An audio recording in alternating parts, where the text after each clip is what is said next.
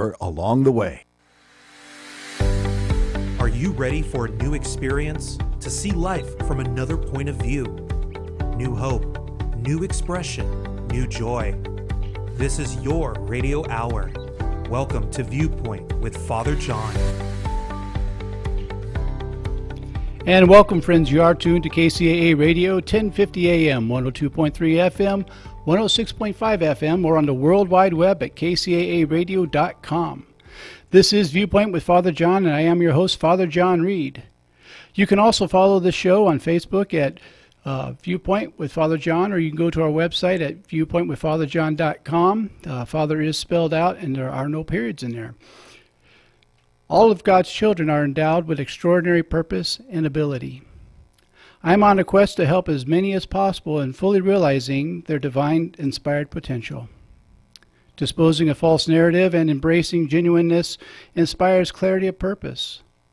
My role is to help overcome self-imposed limitations in realizing one's spiritual potential. And tonight our show is brought to you in part by St. Teresa Open Catholic Seminary, progressive, independent, truly Catholic education for ordained ministry and lay leadership. For more information, call 1-800-790-9739. Again, that's 1-800-790-9739. And this show is also listener supported, if I can say listener. I bought some new lips this week, and they're still giving me trouble breaking them in. I hope they came with a warranty. But anyhow, if you want to help support the show, go to the website at viewpointwithfatherjohn.com. Go to the support button, and you can be part of this nice family where we come together and we support each other and have a good time. A couple of items in the news this week. I don't know if you heard today, but Bill Cosby was convicted today on all 3 counts of sexual assault.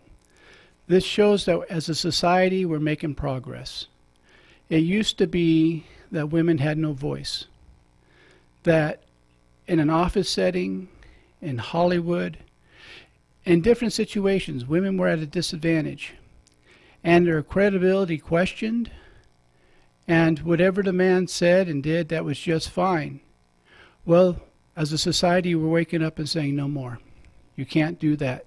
Not in this country. And that's a beautiful sign.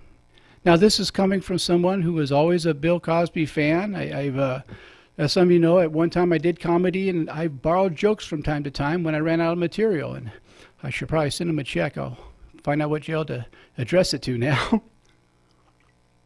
But he is possibly going to get up to 10 years for each count that he was convicted of. Now, some people say, well, he's an old man. What's the purpose of it? The purpose of it is to send out a message. It's not okay to sexually assault people. It doesn't matter if they're a woman, a man, if they're gay or straight. Sexual assault is not okay. And so I'm proud of these women who stuck with it. Some have taken 30 years to get justice. And I'm so proud of them tonight, and I certainly support them. This is a matter of what's right, not who's right. And what's right is it's not okay to perpetrate on people. So a big victory, and part of this is brought around by the Me Too movement. I'm very proud of what we did today, because as a society we're coming together and we're asking higher things of our civilization. It's like these high school kids, they're doing a great job at bringing awareness that it's not okay to have assault weapons and to bring them to school. So a lot of things are going on right now. This is a time of waking up for this country, and I couldn't be more proud of what we're doing. Well, I take that back. I could be a little more proud if we made a little more progress. But from where we've been for a long time, this is a good deal. And I think more and more is going to come out through this case. I think there's going to be more people who used to get away with this kind of behavior. And when we make an example like this, it sends a very strong message. This is not all right. So let's keep that message going. Let's support people who have been the victim. And I use that term quite deliberately, because you don't ask to be sexually assaulted. You are a victim. It's not your fault when it happens. And one of the reasons it takes so long for people to come out and talk about it is they have personal shame. And quite often our society has shamed them, saying, well, if you really didn't want it, why didn't you fight harder?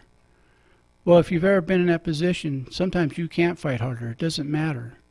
And when you're terrified, sometimes your body doesn't even cooperate when you want to fire back at people and to defend yourself. If anyone's been picked on by a bully at school, and in your head you had the whole fight and you knew what you're going to do, and when the guy showed up, you froze and just got beat around a while because you couldn't get your hands and feet to do what you wanted them to do, then you get an idea of what it's like for someone who's being sexually assaulted. In their mind, a lot of times they want to die.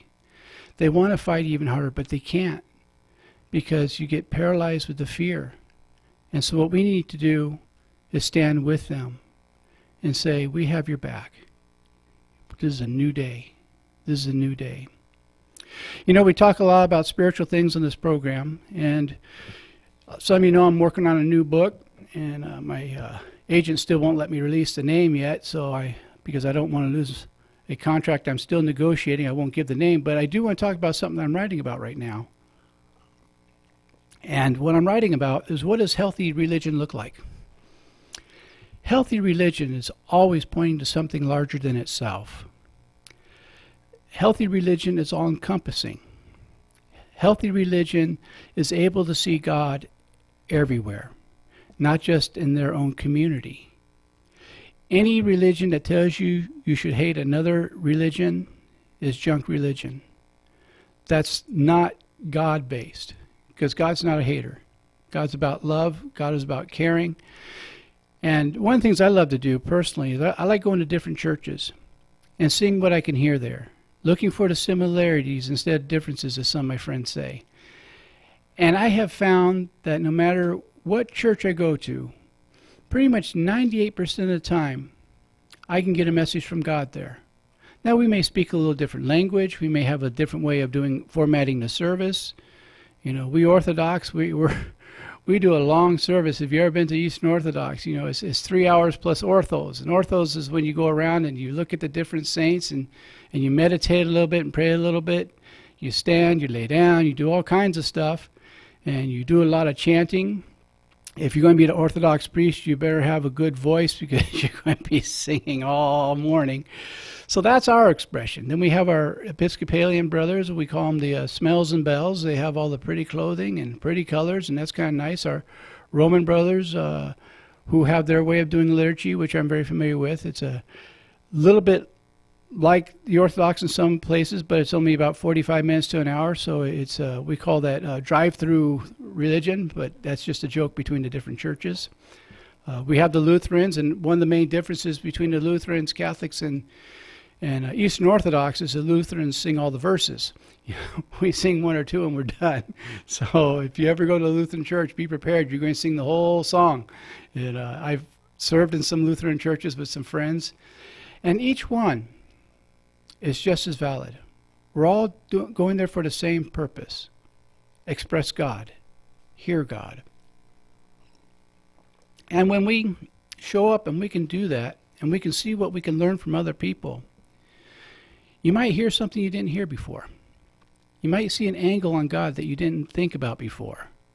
That's why I'm not afraid to read literature from other religions, because they point out things from another point of view that opened up my eyes to new expressions of God. Remember, God's not limited. We're the ones limited with our vision. I've often said that we're like looking through a knothole at a construction site. They have the fence up, and we're looking through that knothole, and we have it in our mind what we believe this building's going to look like, about how many floors there's going to be, what the paint's going to look like. And we convince ourselves that we really see everything that's there. And then they finish the project, they take the fence down, and it turns out it doesn't look anything like you thought it did.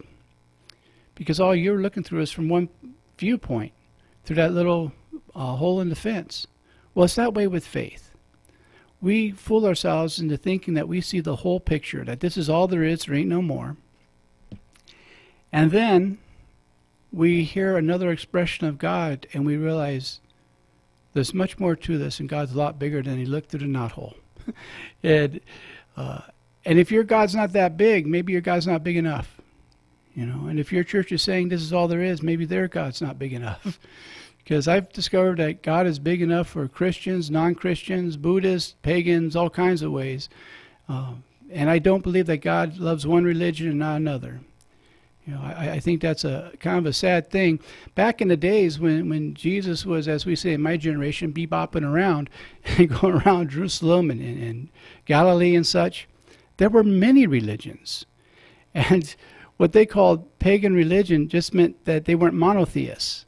They all had religions, and they didn't have problems with other people having religions, because it wasn't so much about the religion, but how you worship, the sacrifices you gave for whatever gods that you were worshiping. And if you weren't Jewish, you usually had several gods that you worshiped at the same time. One for rain, one for the wheat, one for the good crops, the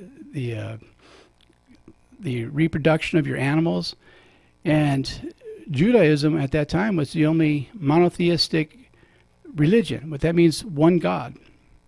And Jesus was absolutely Jewish. He loved being Jewish. And what made Christianity different was Jesus' interpretation of the Old Testament. He didn't throw it out. He gave another translation of it, another way of looking at it.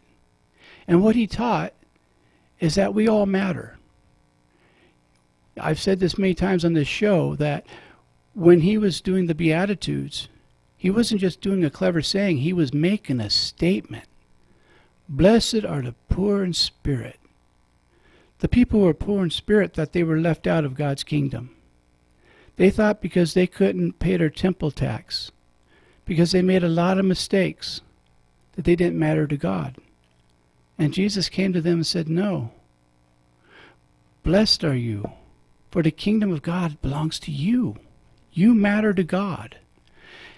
What a powerful message. And who are the people he hung out with?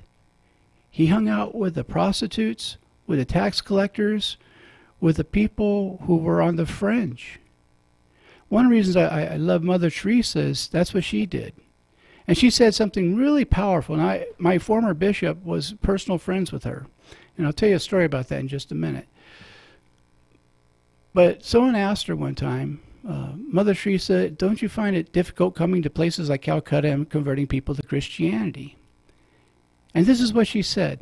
She said, my son, my job is not to convert people to Christianity. My job is to bring the love of Jesus Christ to these people. And if by bringing the love of Jesus Christ to the Muslim, I made them a better Muslim, I've done my job. If by bringing the love of Jesus Christ to the Hindu, I made them a better Hindu, I've done my job. My job is not to convert. My job is to love. And at one time, my former bishop was having a building donated to her group of nuns, making it into a convent. And this is the only nun I know that when you donate something, she puts conditions on it for her to receive it. And one of the conditions was there could be no beds. It had to be straw mats on the floor. And all the hot water had to be turned off for the building. And now, I'll admit, Bishop Donald wasn't willing to ask her. He was a little intimidated by her. So he asked one of the other nuns, why does Mother Teresa insist on this? And this is what the nun told him. Reverend Mother believes that we cannot truly relate to the poor if while they're sleeping on the streets, we're sleeping in comfortable beds. That we really can't relate to the poor if while they're showering in cold water, we're showering in hot water. So we come to them at their level. And I thought that was really powerful. That's really putting ministry, your money where your mouth is, because she's there with them in their condition. Well, we're getting ready to go to commercial, but before, I have a wonderful guest tonight. She's an award-winning artist, Elizabeth Preston, and on the other side of the commercial break, she's going to be with us. We're very excited to hear about some of her journey with art, how she uses it to help people, but also how it has had a big impact on her spiritual journey. And so we'll see you in a couple of minutes after the break.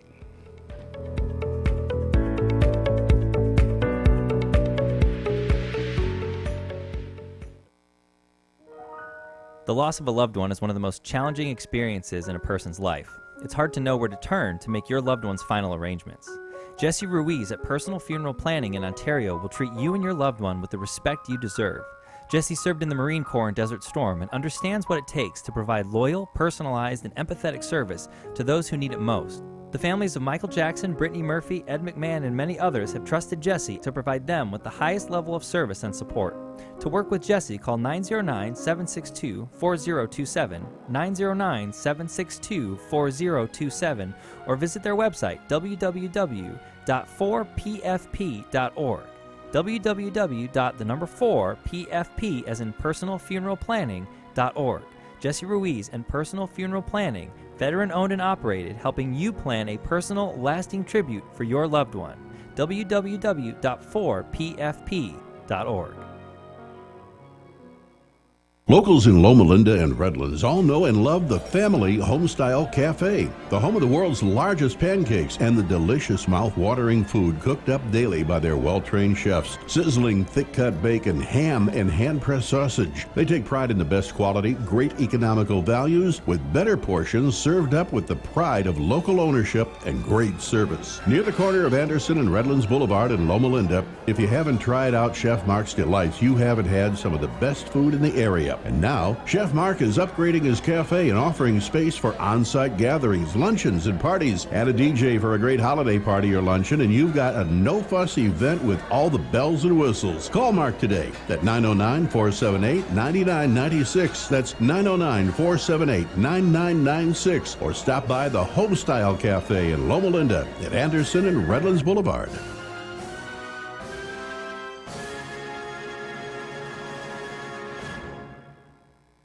What if I told you you'd never have to make a house payment again? What if you could pay off much-needed home repairs and even create an income stream based on the value of your home? If you're 62 years old or older, you could be eligible for a reverse mortgage. Call Tim Harrison and find out if a reverse mortgage is right for you. Call Tim at 800-566-2475. That's 800-566-2475. Tim Harrison, branch manager, NMLS number 170960. Broadview Mortgage Corporation is licensed by the Department of Business Oversight under the California Residential Mortgage Lending Act. License number 170952. Registered with the Nationwide Mortgage Licensing System and registry number 813B544. Broadview Mortgage, equal housing lender. Remember, if you never want to make a house payment again, except for property taxes, maintenance, and insurance, that's 800-566-2475. That's 800-566-2475.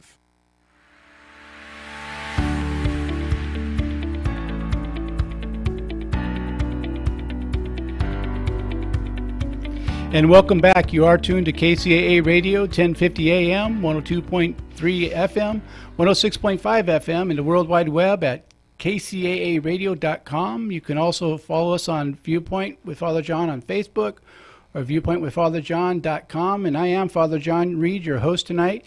And I'm thrilled to have my guest this evening, who is the award-winning artist, Elizabeth Preston. Welcome, Elizabeth.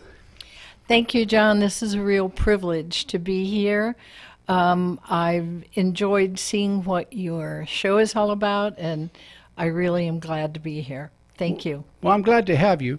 Now, when I was looking at some of the articles that had been written about you, I noted that you really kind of got started with your art through your grandfather. Is that correct? Yes, I was actually, my grandfather was kind of a hero to me in that he was a very successful interior decorator in a metropolitan city. And believe it or not, my father would put me on the train at age 7. Pay the conductor $5 to put me on the train. I would travel from Columbus, Ohio to Cincinnati.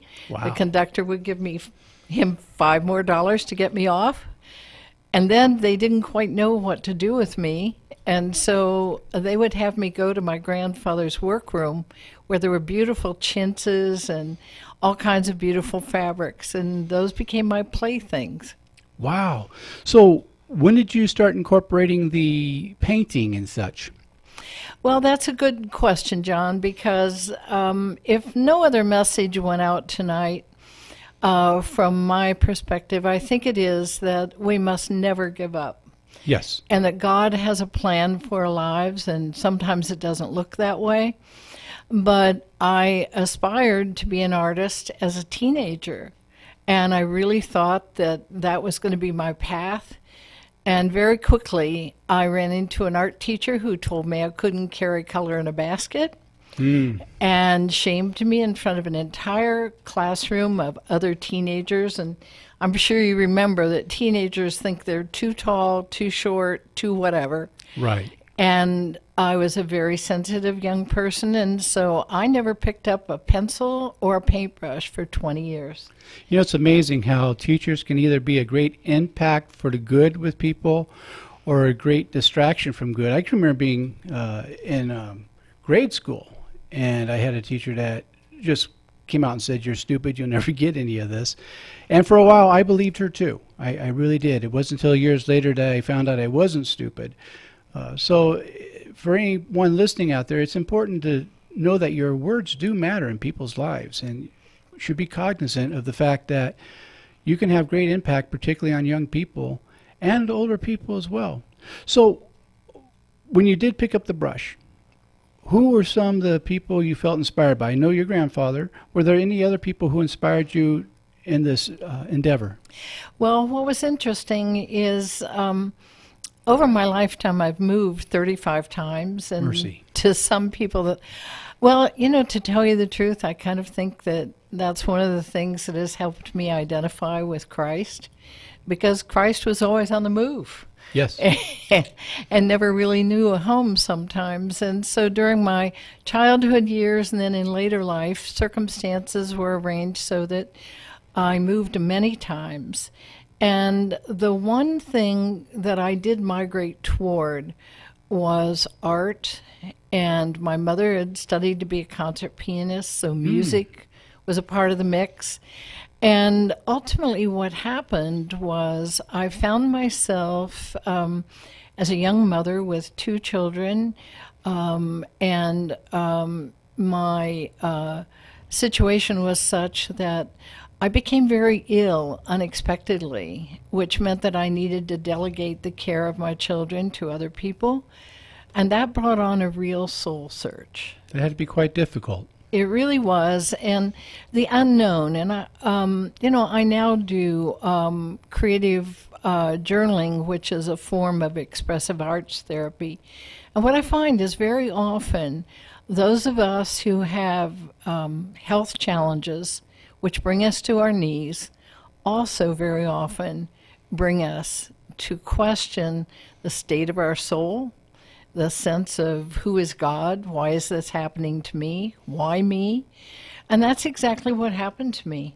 Wow. I was so debilitated that I was ill for more than 6 weeks, and I found that there was an art exhibit that was going to be coming to the town I was living in, and that became my goal, was to go to an exhibit by Van Gogh. Wow. I, of course, knew Van Gogh's name, knew of his troubled life, but for some reason that I can only attribute to a leading of God, I went to an exhibit in St. Louis, Missouri, and I was in very fragile condition, and for once I put my pride down, and I asked people around me to allow me to sit on my purse in the hallway until the line moved on, and then they let me get back into line, and ultimately I came to a doorway where I saw for the first time an original Van Gogh painting, and it was a life changer. Wow. I want to go back to something you talked about. You talked about the great health challenge. You talked about having to do things that felt beyond you at the time, of delegating with the children and such. And one of my heroes that I, besides emailing with, I like to read a lot of his books. Not that I read a lot of them, but I've read 25 of them already, is Richard Rohr. And he talks about the 2 things that break open our heart so that God could work through us is either great suffering or great love. And it sounds like you were at that point where the great suffering was really opening yourself up to a new way and a new expression. Would that be an accurate statement? Oh, it is not only accurate. The thing that was so interesting about the whole situation was not long after I saw that exhibit and began being drawn to the idea of art and those memories of myself as a teenager craving to be an artist, believe it or not, I was involved with a fundraiser, and there was an artist from California, and everyone was spending huge amounts of money to have an opportunity to get a couple of her paintings and get lessons with her. I bought one 35-cent raffle ticket, and I won the lessons, and I won the paintings, and that was the beginning of a life change. Wow, I'm going to give you $1 to go get me a lotto ticket. No, that's really extraordinary. You know, if you don't see the hand of God working there, that's just incredible that with just a 35-cent raffle ticket, your entire life is changed at that moment in a way that's not just for you, but several people you're going to touch as time goes on. And we're going to talk about that a little bit this evening as well as we go further into the show.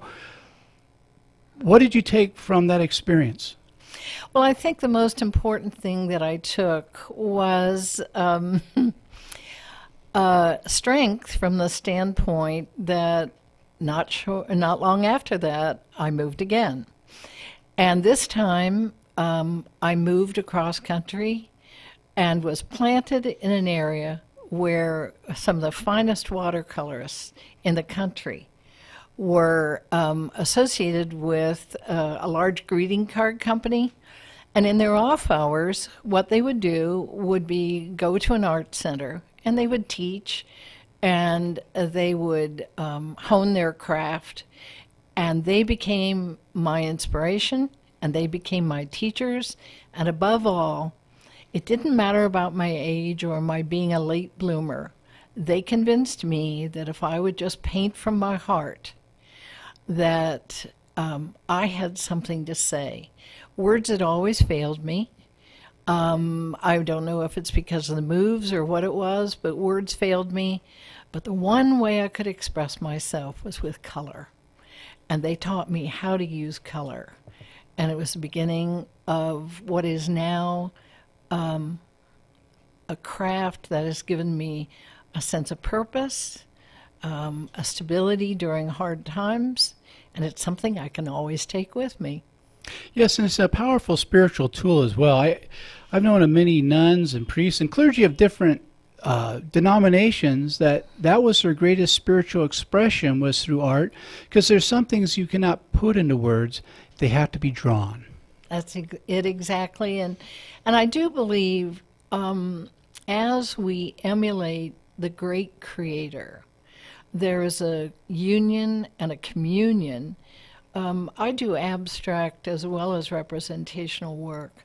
And it's very hard for me to express how meaningful it is, but I do sometimes do canvases that are as large as 40 by 60 inches. Wow. And the larger the canvas, the more intimate it becomes, and the more abandoned I am able to become to the creative process. And I'm also fortunate in that I'm able to help others learn that process. Now, when you start a new piece of art, forgive me because I'm not really artistic too much, so do you meditate a little bit? How do you know what it is you want to paint or draw or however you're going to express on this canvas? Well, that's a great question because, John, I think the most interesting thing about it is very often people believe it's an event. It isn't an event. It's a process. And I may carry a painting around in my head for 2 weeks, 2 months, 2 years, until ultimately, much like a writer who carries a theme in their head until they're able to express those words, I'm able to get in touch with that creative process until I finally have the courage to face the white canvas and place the color on it and let the chips fall where they may. That's funny you mentioned that, because when I wrote Close Your Eyes So You Can See Me, my first book, it was very much that process. I would write for a little bit, and then inside I knew I was done for the moment. I wasn't done with the project, but I was done for the moment. And I would carry it for a while, and then suddenly there'd be something in me that would say, now you must write again. And it took a couple of years for that small book to come out. And on this book I'm working on now, it's the same type of process. I can't simply sit down and say, I'm going to create today. I meditate. People who know me know I meditate every single day. And then it'll start coming. The other morning, it was 4:30 in the morning, and I'm getting out of bed, and my wife says, "Are you okay? What's going on?" I said, "I'm supposed to write right now." And I got up, and a lot of stuff came out. So I wonder if that sometimes happens to you when you have a project you're working on, where sometimes you wake up in the middle of the night and say, it's time to paint. Well, not only do I have that sense that it may be time to paint, but you and I were talking at dinner about the creative journaling process, which I stumbled into. Actually, I crashed into it. I had an automobile accident that rendered my arm unusable for nearly 2 years. Wow. And it was such a challenge to my life that I sought out counseling. I truly believe in the therapeutic process. Good. I believe that when we get to those places where we're stuck, we prayed, we've written, we've done all those tools that we know to use, then there comes a time when we need professional help. Yes. And so I sought the help of an art therapist, and she ultimately led me into a process called creative journaling, which is a form of expressive arts. And the main undergirding fundamental of it is that we all need to express ourselves. And in so doing, whether it's writing, whether it's gardening, whether it's painting, we have to listen to that still small voice of God that says, you are unique, you have gifts that are unique, and I'm going to show you how to use them. Oh, that's powerful. That's really powerful. And creative writing is quite therapeutic. I do that with counseling clients that I see. There, on some of them, I'll have them do that. Another thing I do, and I don't know if you do this as well, I like to give them a writing project of gratitude list as well, that in their day with no less than 3 items that they're grateful for. And there's some days they can fill up a whole page. There's some days they really got to fight to find those 3 items. Well, one of the things I do is I will encourage somebody to go to the supermarket. And they'll say, well, why would I want to go to the supermarket in order to be grateful? Yeah. And my sense of it is, you need to look at the beauty of the orange. You need to find out who planted the tree, who watered the tree, who picked the orange, who put it on a truck, who unpacked it from the truck. And if you can't find gratitude for all of those processes, you aren't really trying. And I feel like gratitude is such a freeing dynamic. It helps us to get away from ourselves and get to a place where even the smallest things come into our lives. That's where, back to that sense of Mother Teresa that you were talking about. I've been a student of hers for many years. One of my favorite quotes of hers is that when someone questioned her about all the variety of suffering people that she saw, and how did she get away from the pain and suffering, and she said, well, I see Christ in all of his disgusting disguises. And I believe that that's part of the whole process, is getting away from ourselves, becoming a person of service, and finding the God-given tools that we can use to do that. That's powerful. Well, speaking of still small voices, Carlos is looking at me through the window saying we're coming up to the commercial break, and that's a still small voice I have to listen to. By the way, I want to take this moment because last 2 weeks I've forgotten to do it at the end of the show because I really do have blonde hair. To thank Carlos, and he is the man of the hour. He's the myth, the legend, and this show wouldn't come off as good as it does if it weren't for his talent, his hard work, and I just want him to know it's such an honor working with him. And so he's going to take us to commercial break, and we'll see you in a couple of minutes when we'll be back with my guest, Elizabeth Preston.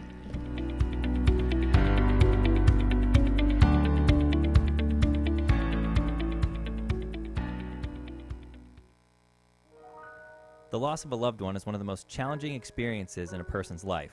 It's hard to know where to turn to make your loved one's final arrangements. Jesse Ruiz at Personal Funeral Planning in Ontario will treat you and your loved one with the respect you deserve.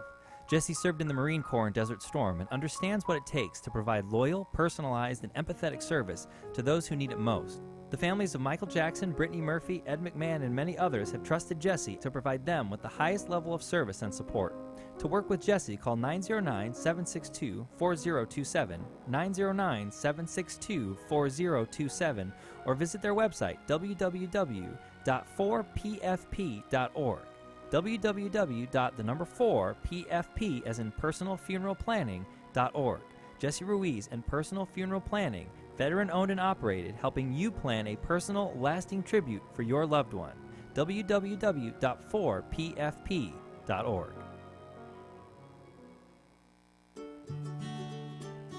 This is Dick from Carpet Masters. Carpet Masters has been serving the Inland Empire for over 60 years. We are locally owned and operated by the Stevens family. We not only clean carpet and furniture, we clean many loose rugs, including Oriental rugs. Oriental rugs are cleaned in our modern facility where the fringes are cleaned by hand, then hung in our modern facility to dry. We do not use steam cleaning to clean your fine furniture. Furniture is cleaned by hand using the same absorption cleaning used in the White House. Some furniture we bring into our plant to clean properly. We normally use 2 men on each cleaning job using the extraction method. There is nothing that would clean carpet better for our customers. Our job is to clean properly with quality first. Google Carpet Masters San Bernardino and give us a call, or go to carpetmasterssocal.com.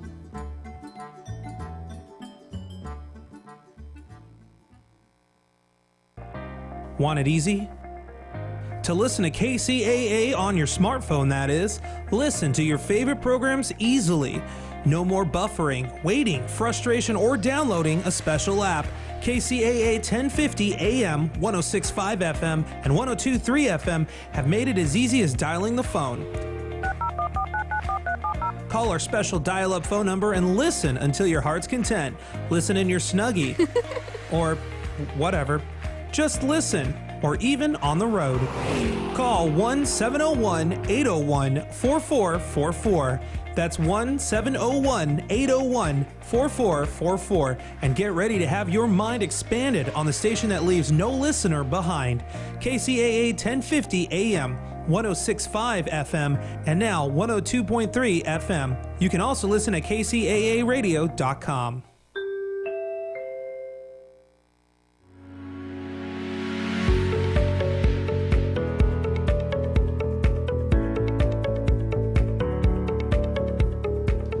And welcome back. You are tuned to KCAA Radio, 1050 AM, 102.3 FM, 106.5 FM. We're on the World Wide Web at KCAAradio.com. This is Viewpoint with Father John, and I am your host, Father John Reed.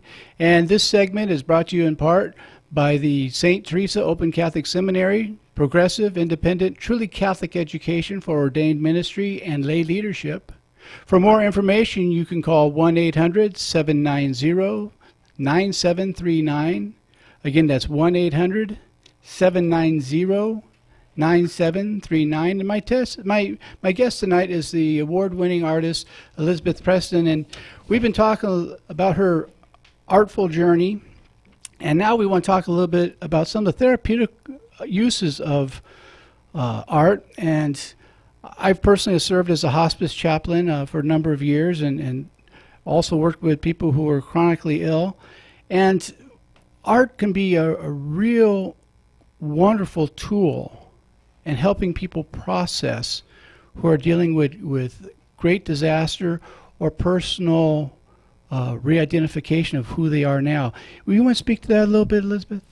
Yes, John, thank you for giving me the opportunity to speak to that issue, because one of my prized possessions is a canvas that one of my patients gave to me, and it simply says, "Art saves lives."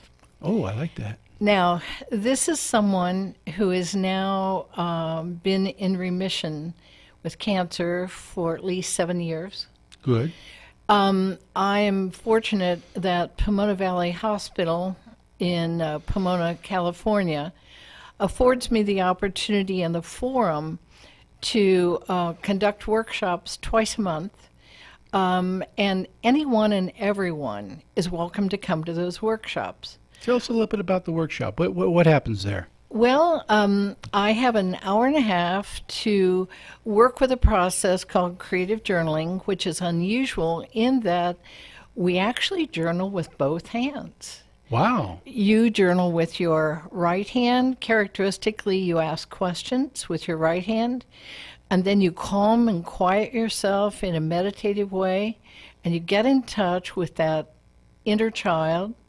And then what you're able to do is simply write those thoughts down with the hand that you normally don't write with. So you're using both parts of the brain to do that. Exactly. I've been a student of the brain for better part of 30 years, and the thing that is so unusual about this is that it has an opportunity to bring us to stress reduction. What it's able to do through this process is, I don't know where the courage comes from when I have someone in my class who is facing their second brain surgery. Wow. I don't know where that courage comes from. And yet I have found with the use of the creative journaling process, they are able to gain insights which bring courage and hope. Because why? Because they've been able to do what creative journaling does, and that is connect the body and the spirit. And when you get in touch with that deep inner child inside, then healing is allowed to come forward. And many people don't know that dynamic. If anyone's really interested in the theory behind it, I have been trained by Dr. Lucia Capacchione, who is the pioneer in this process. I'm impressed that you could just say that name. I just... Yeah. Well, just think of cappuccino coffee. That does it for you. But she herself had a life-threatening disease, much like I went through a period where I lost the use of my right arm.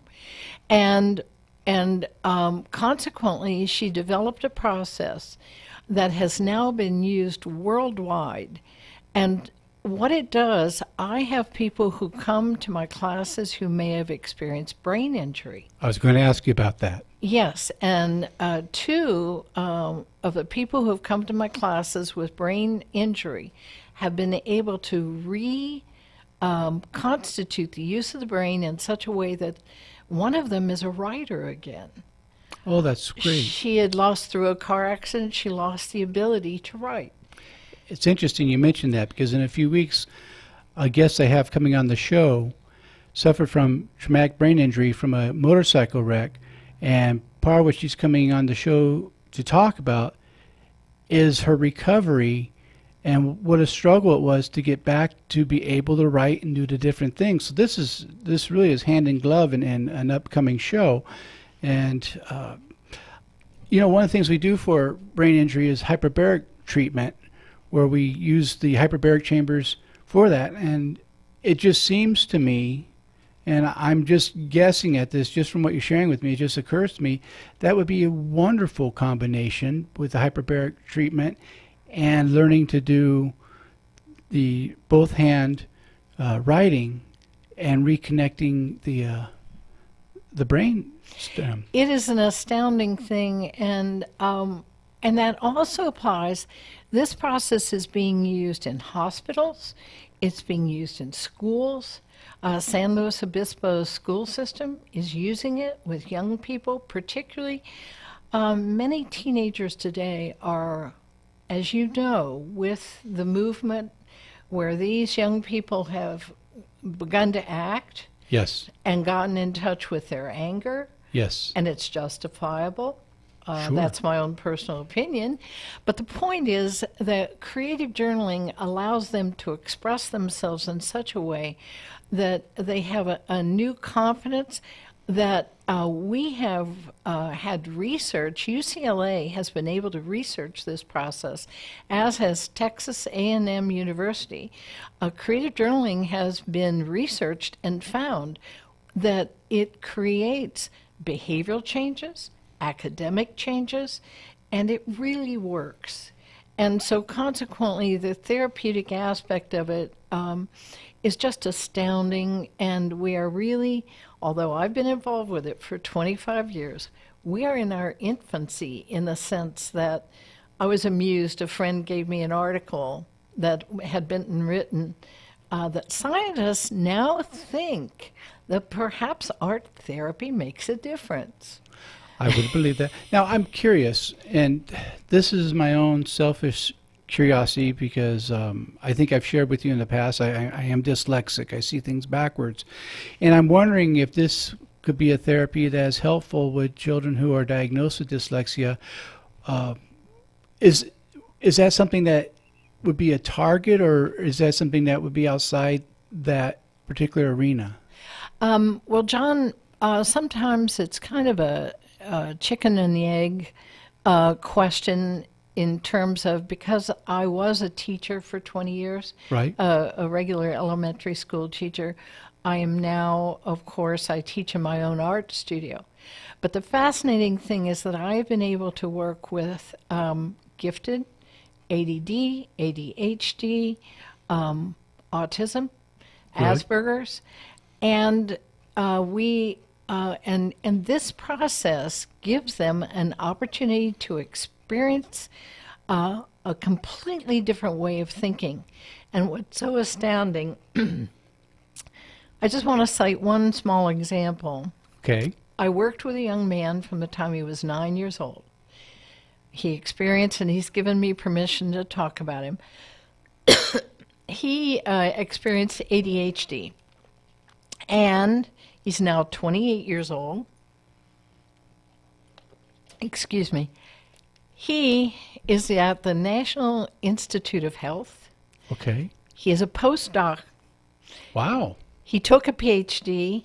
The average ADHD young person has very great difficulty, just as you know, with people who experience dyslexia. Sure. They're not able to reach their potential very often. Right. And yet this process, which he has used on a repeated basis for the last 10 years, he personally would tell you, has given him the opportunity to balance his emotions, to be able to be in touch with himself in a unique way, which has also helped him to accomplish goals that he only dreamed. He graduated summa cum laude Wow. from college, and he attributes a great portion of it, of course, to supportive parents, to loving teachers, to a sense of family support. But he also gives a great deal of credit to the creative journaling process. And so I do know that whenever we have any kind of a learning disability, Right. and dyslexia is considered one, Yes, it is. it is an attack on the self-esteem.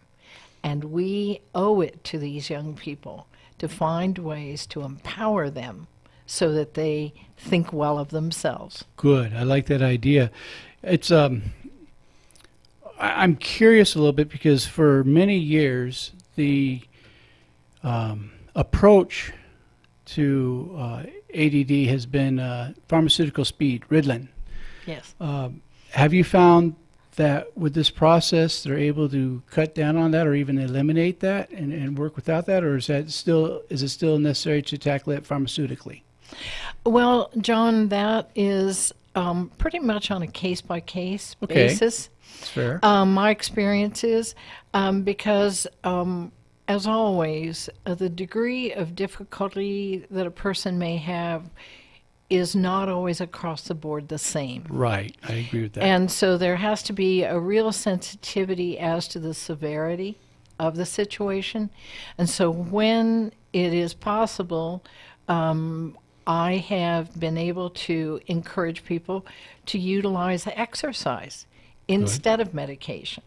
I've accompanied that with creative journaling, but in many cases too, the medications are the necessary item in terms of focusability. Yes, that's why I wanted to bring that up, is because too often people think it's an either-or answer. It's not either-or, it's yes and.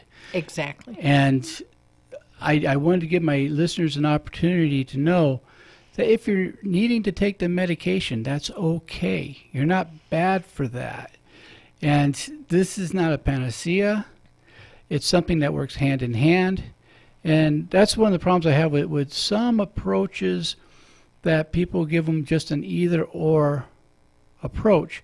Being that I've worked in mental health for so many years, I would often get frustrated with people who would say, well, when you get really better, you won't need an antidepressant. Well, if your brain's not creating enough serotonin and dopamine, that's not your fault.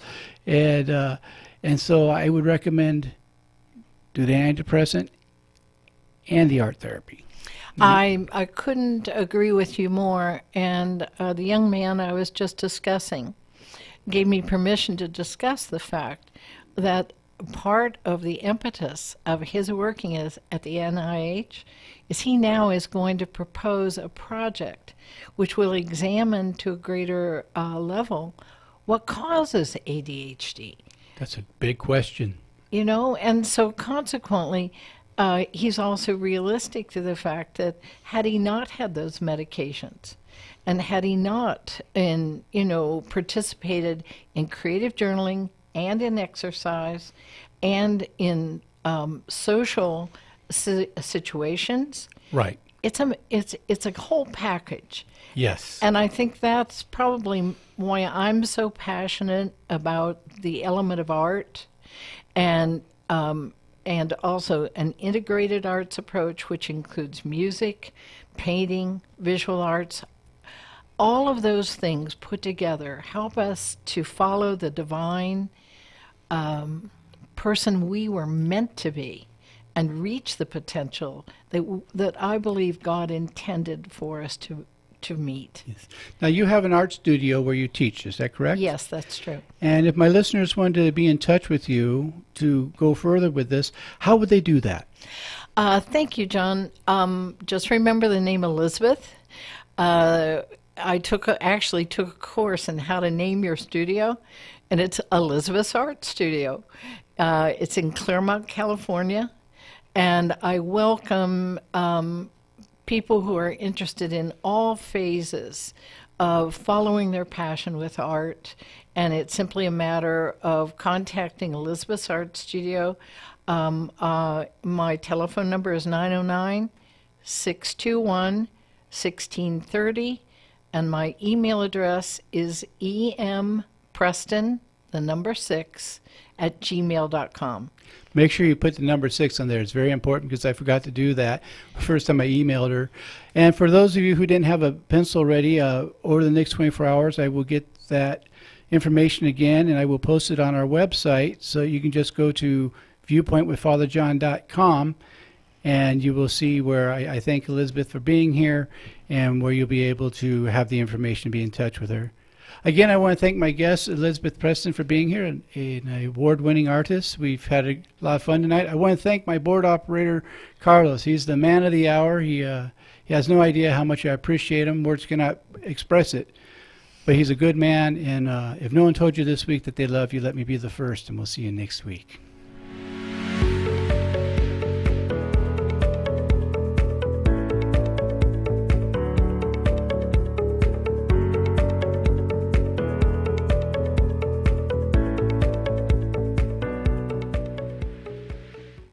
KCAA Loma Linda, 1050 AM, 106.5 FM, and now